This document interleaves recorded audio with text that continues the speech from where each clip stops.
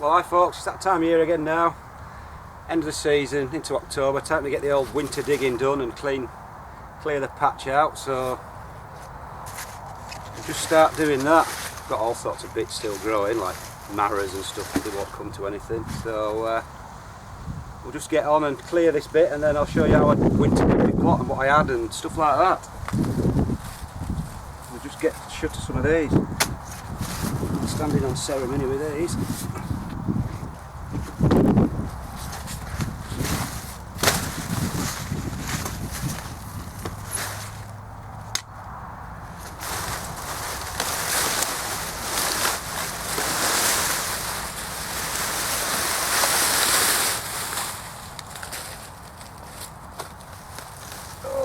When I said about the marrow plants rooting it when you bury the stem, well, as you can see, it started growing up there, and the roots, look,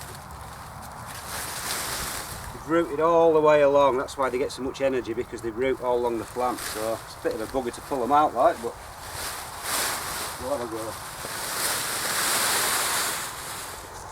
So that's all the marrow rubbish cleared now, but if you can see, there's still loads of weeds in.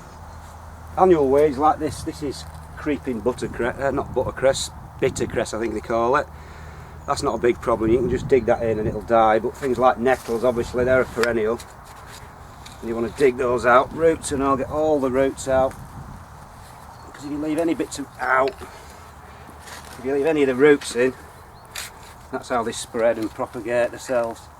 Try and get as much of the root out as possible. As you can see, look, it just spreads. That's twice I've been nettled now, fantastic. We get all your perennials out like that, and then there's some thistles down here. Same thing, got to dig really deep to get the whole root out of these. A bit more nettle. Thistles, dock leaves, some docks up here, they're the same big long tap roots, and that's the way they spread. And you leave any of it in, they grow. So get all this tap root out. So we'll get on and do that. I'm not bothered about some of the annual ones, like I say, all this little creeping bittercress. I'll skim it off, but I won't dig all the roots out, there's no need. Once that's dug over, they'll all die in the ground, unlike the perennials. So we'll get on and clear the weeds. So that's all the weeds dug out, all the perennials. There's still an odd few little annuals in, but that's them all dug out now. Now it's time to add the muck and the composts and the spent potato compost. So that's what I'm adding.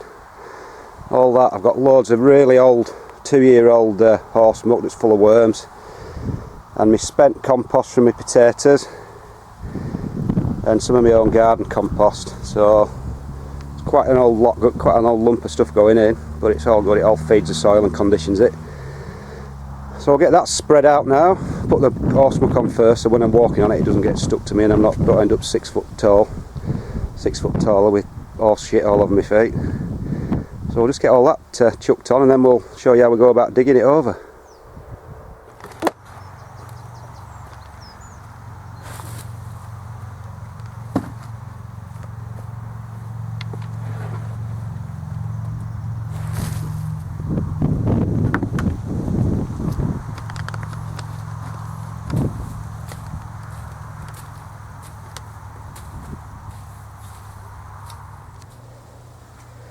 So there we go, that's a good old 2 or 3 inches of stuff added to the top now. Now it's the fun part, getting it all dug in. So I'll just stick my camera back on tripod for Digo Cam. It's not going to be the world's most exciting view, but... Right then, digging, simply, I mean all I do is, I don't double dig, which is digging it once and then putting your soil to the back and forking in manure into your subsoil, because I've got decent subsoil as well. So it's just a matter of digging it over to about a spade's depth, which is, look at that, it's a nice good old sign, that's what you want, giant earthworms. And I just flop it over and just knock it into maybe a quarter like that. Don't want to knock it into tiny bits now, because the winter will do that. And any fleshy roots you see like this, which are usually perennial weeds, just chuck them. Like I say, it's just rough digging. just rough digging like that, leaving the big clods.